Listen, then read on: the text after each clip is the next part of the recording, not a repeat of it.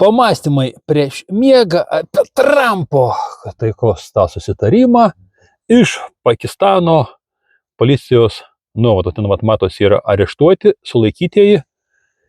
Kažko tai šiandien man nesimiega, tai galim pakalbėti. Man tai taip įdomu žiūrėti į mūsų tai turime ir Lietuvos, ir Europos politikus, ekspertus karo ir panašiai. Kai čia nutekino Trumpo 28 punktų planą, visi sakė, čia Putino planas, Putinas to nori. Aš jums sakiau, čia per toli iki Putino plano. Ir kaip suprantu, vakar, jūs matysit video tikriausiai rytoj, jeigu bus kažkoks internetas čia Pakistane, šitą Trumpo pasiuntiniai Maskvoje nieko nepešė. Ir kas svarbiausia, nei mūsų Lietuvos, nei vakarų Europos, nei politikai, nei ekspertai taip nieko ir nesupras. Kad šitoje vietoje čia viskas, kas yra, tai čia yra Trumpo pradinis bandymas, nuo ko pradėti derybas. Rusija dar prieš 4 metus. Ir čia nesvarbu, aš myliu Rusijas ar aš nemyliu Rusijas, neįdomu, kas galvojat. Yra seksualinės fantazijas, a yra realybė. Realybė yra tokia. Trumpas šitas Putinas įgarsino savo ketinimus ir savo norus. Ir nesvarbu, ko ten Europa nori, nenori, ten kaip čia taip galima, negalima sienų dalinti, kažkokias tai prisimena konvencijas. Jeigu sienų negalima dalinti buvo, tai kaip Lietuva, Estija atsiskyrė, iš kur atsiskyrė ta prasme Ukraina, jeigu sienų nebuvo galima dalinti. Jie netoli supranta, jie patys aiškina ir po to nesupranta, kad tie savo aiškinimais užkerta kelią mūsų tipo laisviai. Nes jeigu negalima sienų dalintis po antro pasaulinio karo, tai reiškia nebuvo galima ir Tarybų Sąjungos ardyti. Pažiūrėkit šitą Helsinkio konvenciją dėl žmogaus teisių, dėl ko pasirašė Tarybų Sąjunga.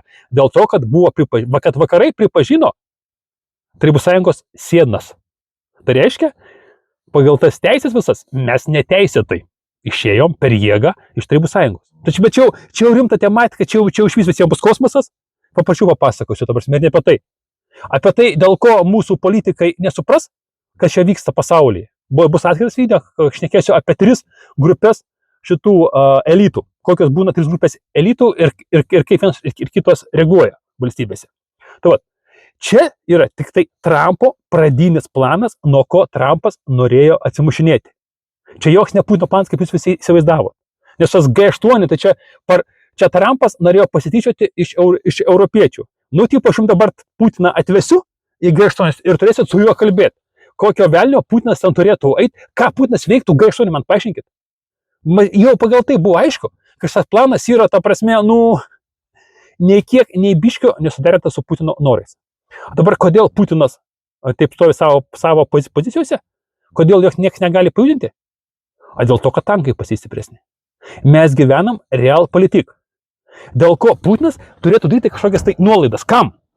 Ukrainai? Europai? Kas jie tokie? Ką jie turi? Jie nieko neturi. Kai kas tašys, tai čia Europa, tuoj čia apsiginkluos ir bus hana Rusijai. Neapsiginkluos. Apie tai bus atskiras video. Dėl ko Europai neįmanoma apsiginkluoti. Ir vėlgi tai ne mano norai, tai yra realybė. Pagal sudėtus faktus. Iš to, kokiam pasaulyje mes gyvenam. Tai vat, mėlyje, galite apsiraminti. Darybos dar vyks ilgai. Sąlygos bus žymiai žiauresnės, negu dabar matėte Trumpo punktuose. Labai stipriai žiauresnės. Bet tokia realybė yra. Norit jūs to ar nenorit, vidruosit jūs ar nevidruosit, realybė bus tokia. Ir nepriklausoma, kas į ką žiūri. Kad yra realybė ir seksualinės fantazijos. Jau kiek kartų kartoju. Pabiški pradėkit savo norų grįžti į realybę. Arba vėliau bus labai skausminga. Daugumai tai sprendimas bus priimtas toks. Negrįžti į realų pasaulį, o nusižudyti. Jau dabar, kai mes gyvenam rojui, perpildytos psichiatrinės ligonės Lietuvoje, tų žmonių, kurie nebepriima realybės. Turint omeny su mūsų finansavimu medicinos įstaigų, medicinos visos sistemos, tai tų lovų nedaugės. A pacientų daugės. Kas jums beliks, patys pagalvokit.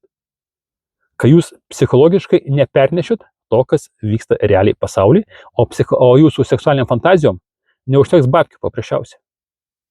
Kai tave atleis iš darbo, nors tu savęs skaitai tikriausiai pačius svarbiausių įmonėje darbuotojų.